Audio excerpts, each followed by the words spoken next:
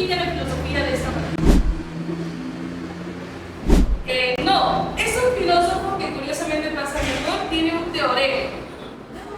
Excelente, Pitágoras. Pitágoras es el primero en definir a la filosofía como el amor a la sabiduría y asimismo se cataloga como filósofo. Pero ojo, una cosa es considerarse a sí mismo filósofo y otra cosa es ser históricamente llamado filósofo. ¿Quién es el primer filósofo de la historia de la filosofía? No, Tales de Mileto. Muy bien. Tales de Mileto pertenece a qué periodo? El periodo cosmológico de la filosofía. Para poder comprender la filosofía, hijo, no solamente tenemos que hablar de la filosofía en sí misma, sino también de sus antecedentes. ¿Qué significa eso? ¿Qué condiciones previas se generaron que permitieron el surgimiento de esto? Hay un historiador de la filosofía, cuyo libro necesito que tú adquieras, se llama Historia de la filosofía de Giovanni Reale. ¿Ya? Giovanni Reale clasifica los orígenes en dos, ¿ya? Las condiciones objetivas y las condiciones subjetivas. No te preocupes que esto lo voy a redactar en unos minutos. Me interesa que te enfoques en lo que estoy explicando. ¿Te digo? Cuando hablamos de condiciones objetivas, hablamos de condiciones externas a nosotros. Por ejemplo, la ubicación geográfica, ¿no? Tú sabes que la ubicación geográfica de Grecia es estratégica porque permite el intercambio comercial. Donde hay intercambio comercial, que va a haber choque cultural, porque son dos culturas diferentes que no necesariamente coinciden. Si coinciden, amplían conocimientos, si no coinciden, esa contradicción que genera crítica, problematización, características de la filosofía. Punto número 2. Salón, ¿dónde hay más ventaja de pluralidad de ideas? ¿En una sociedad con una religión monoteísta o con una religión politeísta? ¿Por qué? Porque en una religión politeísta lo menos tú puedes elegir en qué Dios quieres creer. En una religión monoteísta no. Crees en este Dios o si no, te mueres porque eres un delincuente, eres un delito que está sancionado por la ley. Entonces, ellos se ven en una sociedad politeísta. Tenemos muchos dioses griegos, como cuáles: Zeus, Hades, el dios de la guerra, Apolo. ¿Quién es Dionisio? El dios del vino, de las fiestas bacanales, orgiásticas. A Dionisio lo veremos por Nietzsche, ¿ya? Un filósofo que todavía nos toca más adelante. Sí. Punto número 3. Salud. Antes de que existan las polis propiamente dichas, existía un tipo de organización social llamado grupos de genes. Los grupos de genes eran pequeñas familias donde la educación era obligatoria. ¿Por qué era obligatoria la educación? Porque ahí elegían a los representantes por sorteo. Imagínate que somos una familia aquí y vamos a elegir por sorteo un representante para que pueda coordinar con otras familias y poder establecer leyes, normas, llegar a acuerdos. Todos tienen que estar educados, ¿sí o no? Obviamente. Y salón, cuando la educación es obligatoria o obliga al perfeccionamiento del conocimiento, porque el conocimiento te abre puertas a ver nuevos horizontes. Eso es en lo que concierne a condiciones objetivas. No abandonamos completamente el pensamiento mitológico, porque todavía Heráclito, Parménides, Genófanes van a seguir pensando en la existencia de dioses griegos, pero eso sí, van a intentar darle una explicación racional a un tema importante que es, en este caso, cómo se origina el universo. ¿Qué es más objetivo? ¿Pensar que Zeus originó el universo o creer que el agua es un elemento del cual depende la vida? ¿Cuál de los dos es más objetivo? Creer que del agua proviene la vida. En efecto, ahí vemos un salto cualitativo, ahí hay una manifestación de racionalidad. Listo, Salón, entonces ahora sí vamos a empezar a redactar, porque necesitamos tener algún parámetro. Mi notificación. Sí. 1. ¿Cómo se llama el primer periodo? Se mantiene y está soltero. Periodo cosmológico. Salud, ¿cuál es el tema del periodo cosmológico? La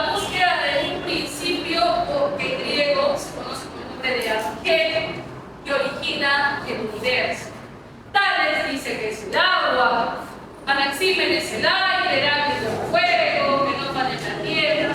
Cada filósofo va a proponer su propio elemento o incluso elementos secundarios. Tenemos a la izquierda de un principio, que es el periodo ontológico, o también llamado sistemático.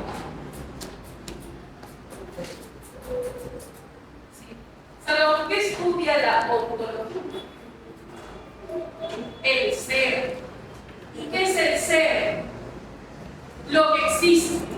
Y lo que existe puede entenderse como una entidad material concreta o como una entidad metafísica abstracta. Aquí vamos a ver acerca del fundamento de la realidad.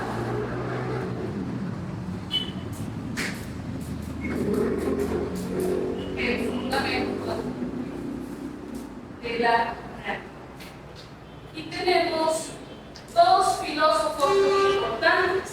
¿Cómo se llama el discípulo de Sócrates? Platón,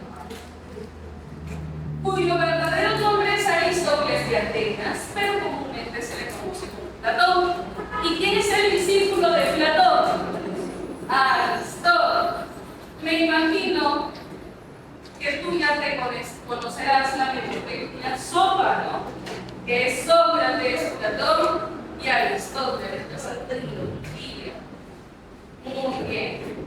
El cuerpo periodo. ¿Cómo se llama el cuerpo periodo? Periodo helenístico romano. ¿Salón? Aquí el tema central es la búsqueda de la felicidad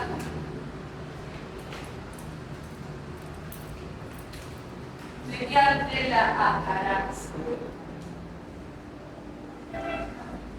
¿Qué cosa es ataraxia? ¿Alguien sabe? Ataraxia es tranquilidad del alma. No permitir que mi alma se vea perturbada por los problemas del mundo. Van a surgir con muchas escuelas y muchos filósofos que van a proponer formas diferentes de alcanzar la ataraxia. En lo personal, este es uno de los periodos que más me gusta, porque siento que lo que te enseñan tú lo puedes aplicar a tu vida y te funciona. Hay, por ejemplo, una escuela que se conoce con el nombre de escepticismo. El escepticismo radical de Firmón de Elis. Firmón de Elis dice que frente a aquello que yo no puedo comprender porque excede los límites de mi capacidad racional, lo mejor que puedo hacer es apelar al empuje. ¿Qué cosa es el empuje o el empuché? La suspensión del juicio. Y es que hay que entender algo. El ser humano tiene una necesidad compulsiva de querer saberlo todo. Por eso, si yo quisiera torturar tu mente, te diría: no, oye, me han dicho algo de ti, te lo digo mañana. Siempre es un chito de incertidumbre de qué cosa dijo, pero qué cosa es, cuéntame, si no voy a dormir tranquila. Entonces, tú tienes que entender mejor que a veces las cosas pasan y no tienen una respuesta lógica para que pase, o por lo menos su explicación no es algo que te vaya a gustar. Así que hay que aprender a soltar, no solo soltar personas, sino también soltar pensamientos, dejar de torturarte y comprender que simplemente hay cosas que no te sirven saber y tienes que dejar atrás para continuar. En síntesis, es parte del porqué. Es algo que te va a servir bastante. También tenemos una escuela que se conoce como cinismo. Tenemos ahí a Diógenes de Sinope, que es máximo. A Diógenes se le conocía como Diógenes el perro porque vivía como un perro dentro de un cofre de vino. Usaba solo nada más. Pero Salomón no tenía casa y no tenía bienes. Él tenía una frase que me gusta mucho y dice: menos es más. ¿Qué opinas de la frase menos es más? Salomón, para Diógenes, mientras menos tengas, más feliz eres, porque menos cosas vas a depender. Tú tienes dinero y lo primero que piensas es gasta, gasta, gasta, compra, compra, compra, y lo peor es que compra cosas que no necesitas o que incluso tienes ahí debajo de tu cama, que ya están aquí. Te gusta comprar cosas, necesidad de cosas, ¿no? Y te llaman a mí y te dicen, oye, vamos a salir. Ah, si no tengo plata. No te pregunto si tienes plata, de hecho, si quieres salir, tienes pies, camina, vamos a un punto medio. ¿Tienes agua en tu caño? Llévame una botella. Yo quiero comprar una mantequilla. Se necesita dinero para poder tener una bonita charla con una persona. No. Pero tú supeditas tu felicidad a condiciones, a materiales, casa, llaves, ¿sí? Personas, ropa. La felicidad es un estado mental. Siéntete feliz de comer una manzana y disfrutar del sabor de tu vida, no hablar de manzanas. Siéntete feliz de que estás mirando a personas que están postradas en la cama, con problemas. Entonces, Diógenes entiende que las cosas materiales no son indispensables para ser felices. Tengo aire en mis pulmones, tengo un plato de comida en casa, tengo salud, lo tengo todo. Nos pasamos la vida viviendo por inercia, no te das cuenta que todos los días haces lo mismo y la gran mayoría de cosas que haces no las haces porque quieres, sino porque debes. ¿Cuánto tiempo vamos a perder de tu juventud, tus conocimientos, viviendo la vida que no es tuya? A ver, ¿qué nos dice? ¿Por qué ha sentido el hombre la necesidad de filosofar? Los antiguos respondían que dicha necesidad pertenece a la naturaleza misma del hombre. Todos los hombres, escribe Aristóteles, por naturaleza aspiran al saber.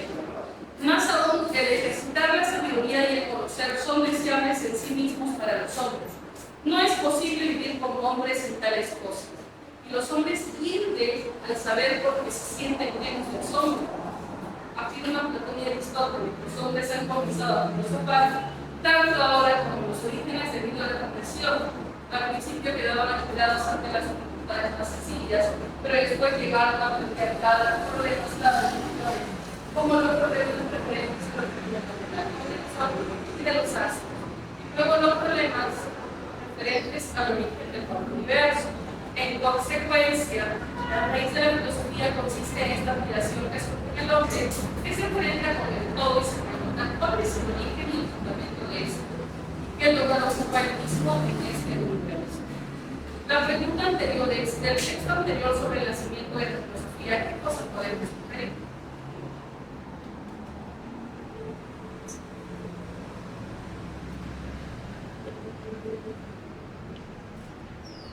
¿Cuál es la palabra?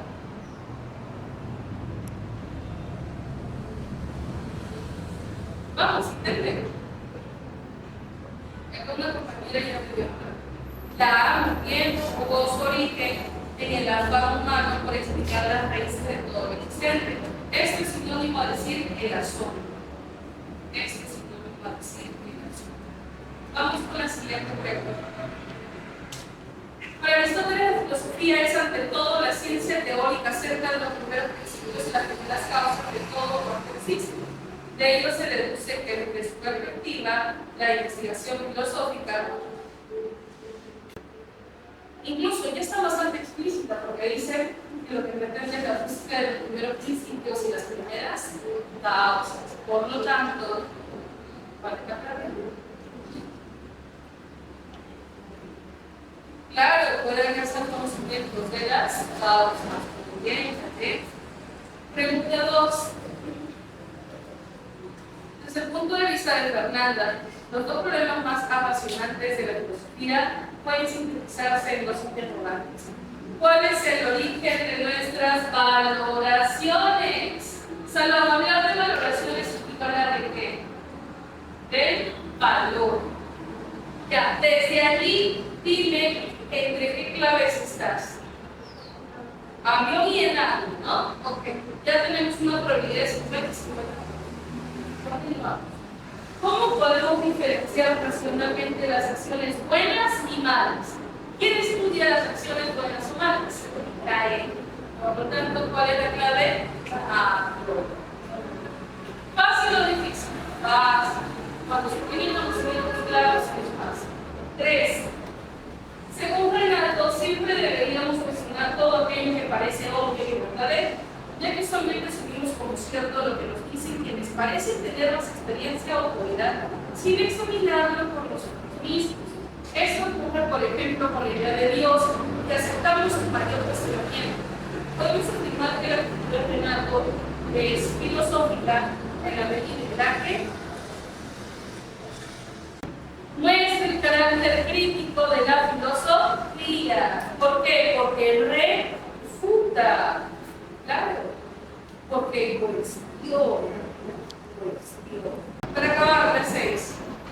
Un profesor plantea que lo más interesante de la filosofía es su capacidad para plantear preguntas sin caer acerca del origen de todo tipo de fenómenos. Por ejemplo, en la filosofía se ha planteado la pregunta acerca del origen del mal, y ha tratado de establecer cuál es el origen de la desigualdad entre hombres y ha indagado sobre el origen de todo lo que existe. Lo relacionado con el profesor hace hincapié en que